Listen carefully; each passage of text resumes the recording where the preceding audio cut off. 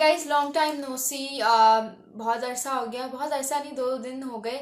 मैंने आप लोगों के लिए कोई एपिसोड रिकॉर्ड नहीं किया। उसकी वजह ये है कि मैं बहुत बीमार थी, बल्कि मैं आज भी आप लोगों को बीमार लग रही होंगी अपने, क्योंकि उस तरह की एनर्जी जिस तरह से आप लोग मुझे हर एपिसोड में देखते हैं, वो एनर्जी आप लोगों को नज़र नहीं आ रही होगी।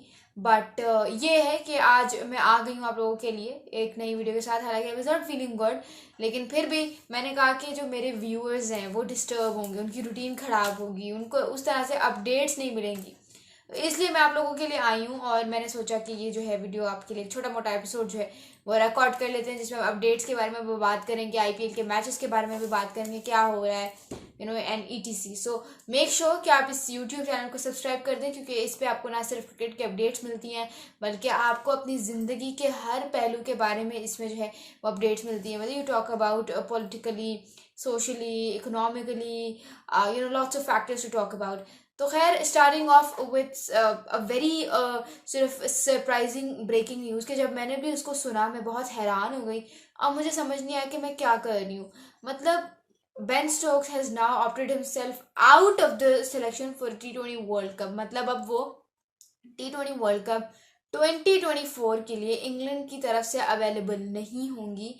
ठीक है, और बहुत हार्ट ब्रेकिंग न्यूज़ है ये। और उनका कहना ये है कि सिर्फ इंजरी हुई है एंड एक्सेट्रा, बट मुझे नहीं लगता कि उनको कोई इंजरी हुई है। लेकिन मुझे लगता है शायद उनको सदमा लग गया एक तरह से, क्योंकि जब उन्होंने ओडीआई क्रिकेट से रिटायरमेंट ली तो फिर इंग्लैंड ने उनको बुलाया था कि तुम रिटायरमेंट वापस लो, वाइट बॉल क्रिकेट ये वाला वर्ल्ड कप हमारी तरफ से खेलो।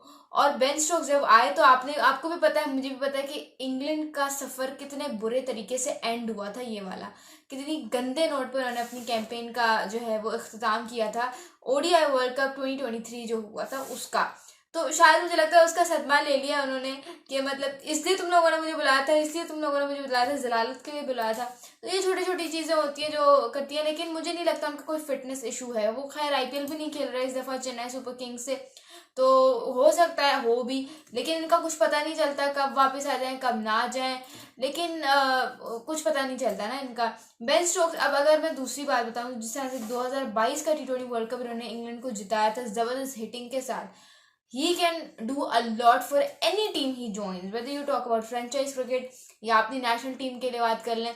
ये बंदा जीनियस है, और जब ये खेलने पर आता है तो ये सब कुछ सबको पीछे छोड़ देता है। और माइंड इसका जो है वो तो हद से ज़्यादा जीनियस है। मतलब इसका दिमाग में पता नहीं क्या है कि मतलब he is always there to go for genius decisions, जो आपके और मेरे दिमाग में भी नहीं होंगे।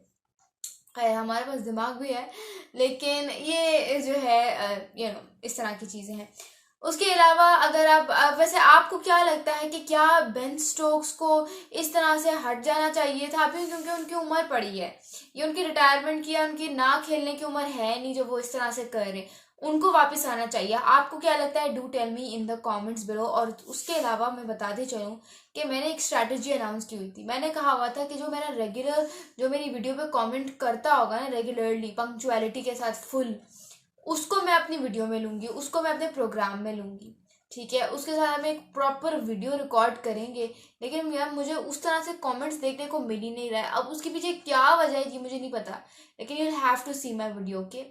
आपको कमेंट्स करने पड़ेंगे, क्यों? वरना अगर आप नहीं करोगे नुकसान आपका है। आपके और मेरे दरम्यान में वो एंगेजमेंट वाला सीन ही नहीं होगा। इंगेजमेंट वो वाली नहीं, दूसरी वाली इंगेजमेंट जिसमें हम कहते हैं कि भाई अच्छा कनेक्शन है, बातचीत हो रही है, ये वाली इंगेजमेंट। अब बात करते हैं 18 मेंबर 18 रुकनी स्क्वाड के बारे में, जो कि पाकिस्तान का गया था काकुल कैंप में। और कल ये जो स्क्वाड है ये वापस आ रहा है अपनी पूरी ट्रेनिंग करके।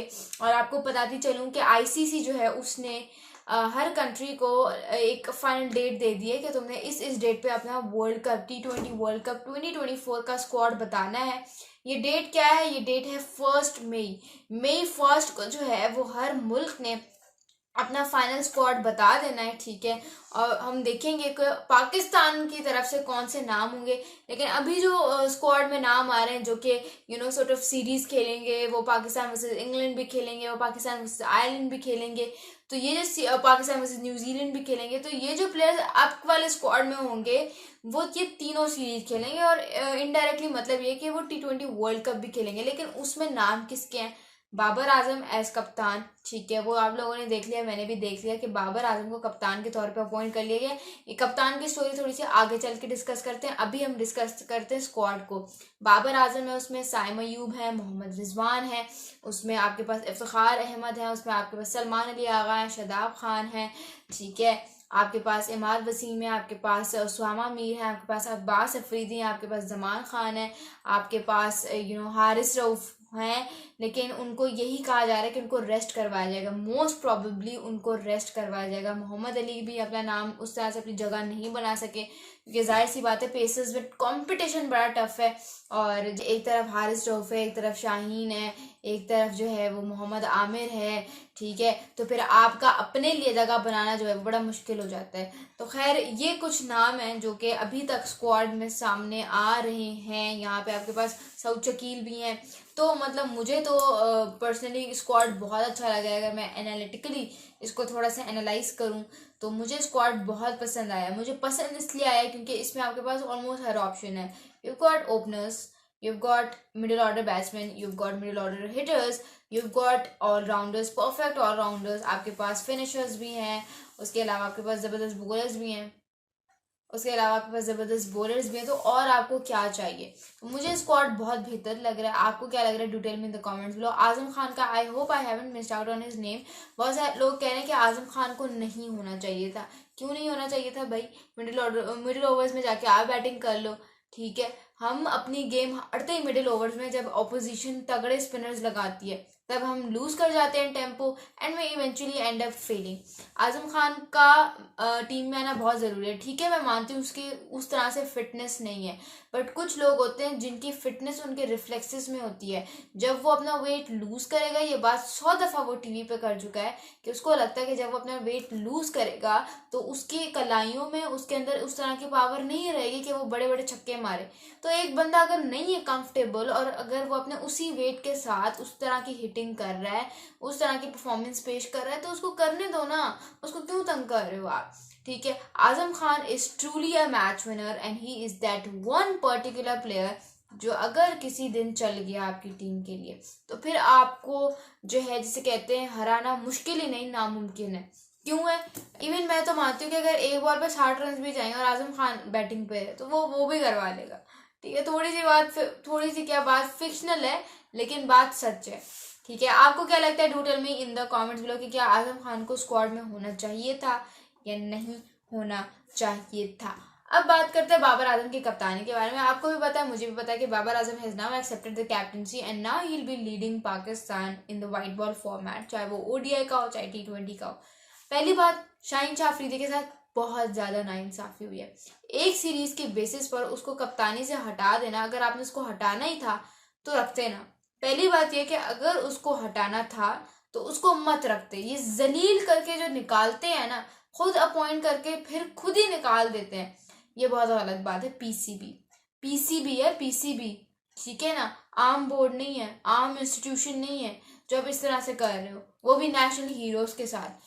उसको पहले निकाला, अब उसको निकाल के तुम रख किसके रहे हो? तुम ये देखो, बाबर आजम को, जिसकी अल्लाह अल्लाह करके फॉर्म वापस आई है 2024 में, उसको कप्तान रख दिया। मुझे पर्सनली ये लगता था कि उसका ये पीक टाइम था and he could have achieved a lot, ठीक है, अगर वो कप्तानी फिर से ना पकड़ता।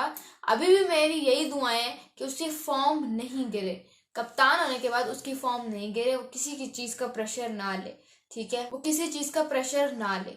लेकिन अगर ले लेता है तो फिर वही है जो उसका टाइम है, अगर ये एक दफ़ा चला गया जिसमें उसको वन ऑफ द ग्रेट्स बनना है तो फिर चला गया, फिर ये टाइम वापस नहीं आएगा। बाबर आजम को रखना नहीं चाहिए था, अगर रखते तो मोहम्मद रिजवान को रखते। He is very genius captain, बहुत ज़बरदस्त और जीनियस कप्तान है। आप इसकी बॉलिंग चेंजेस देख लो, आप इसकी फील्ड रिप्लेसमेंट्स देख लो, पीएसएल का कोई भी मैच उठा के आपको पता जाएगा कि कितना जीनियस है एज ए कैप्टन। फुल ऐसा लगता है कि ऑस्ट्रेलिया की साइड को उसने कभी लीड किया होगा। तो ये कुछ फैक्टर्स होते हैं जो आपको कंसिडर करने पड़ते हैं। मुझे तो ये लगता है कि बाबर आजम को दोबारा कप्तान के तौर पे नहीं आना चाहिए। वो अलग बात है कि बाबर आजम बहुत अच्छा कप्तान है, लेकिन उसका मसला क्या है? उसका मसला ये है कि वो प्रेशर ले लेता है, जो हेट उसको मिल रहा होता है उसका प्रेशर ले लेता है और प्रेशर में वो अपनी गेम खराब करता है, ना सिर्फ गेम बल्कि कप्तानी भी खराब करता है। तो इसी इसीलिए मैं सिर्फ ये चाह रही थी कि बाबर आजम कप्तानी से हटके जो है ना वो फोकस करें अपनी बैटिंग पे, क्योंकि वो आए दिन तो रिकॉर्ड तोड़ रहे होते हैं। तो अगर और ज़्यादा इस तरह से होता तो और चीज़ें फ्लरिश कर सकती थी। उसके बाद बात करते हैं आईपीएल के मैच के बारे में। ये कैसे हो सकता है कि आप आरसीबी के फ़ैन हो या आप किसी भी टीम के फ़ैन हो और वो आपको दुख ना पहुंचाए, आपको तकलीफ ना पहुंचाए, आपको दर्द ना पहुंचाए? ये तो हो ही नहीं सकता। आरसीबी अभी तक 4 मैचेस खेल चुका है, जिसमें से आरसीबी ने सिर्फ और सिर्फ 1 मैच जीता है और 3 मैचेस हारे हैं। आज इनका मैच था लखनऊ सुपर जायंट्स के साथ और आज वाला मैच भी हार गए। मतलब हार गए यार, क्या क्या टीम क्या है ये। एक टारगेट आपको चेस करना था और आप ये देखो कि लाइक उस टारगेट में आपके पास बैटिंग ऑर्डर क्या है। आपके पास one of the greatest batsman, आपके पास विराट कोहली है, ठीक है, आपके पास जो है वो फैफ डू प्लेसिस है, राजत पाटीदार है, मैक्सवेल है, आपके पास दिनेश कार्तिक है, फिर भी you were not able to chase the target of 182। 19.4 overs में 153 पर ऑल आउट हो गए। 153 all out just in 19.4 overs. अगर मैं बैटिंग कार्ड थोड़ा सा बता दूं, Virat Kohli 22 of 16, Faf du Plessis 19 of 13, Rajat Patidar 29 of 21, Glenn Maxwell 0 duck पर आउट हो गए, दिनेश कार्तिक 4 ऑफ 8। ये थी आज की इनकी परफॉर्मेंस और कहीं से ये नहीं लग रहा कि जीतने आए हैं। मतलब आप थोड़ी सी स्प्रिट दिखाओ, ठीक है, और आप मैच हारे कैसे, मुझे तो समझ नहीं आ रही।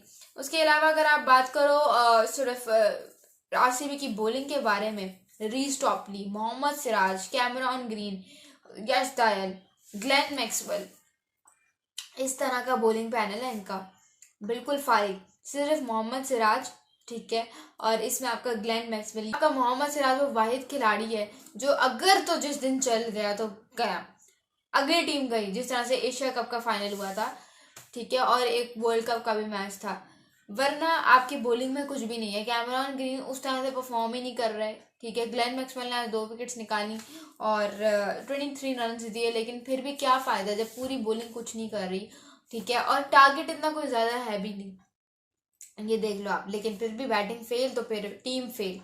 तो ना आपने बॉलिंग पे पैसा खर्च किया कि आप बॉलिंग अच्छी रख लेते, ना बैटिंग आपसे हो रही है, तो फिर आपसे हो क्या रहा है, मुझे ये समझ नहीं आती। फिर आपसे क्या हो रहा है, या फिर आपका मकसद क्या है कि आप क्या करने आए इस टूर्नामेंट में। अभी तक Rajasthan Royals is that one particular team that is ruling the points table.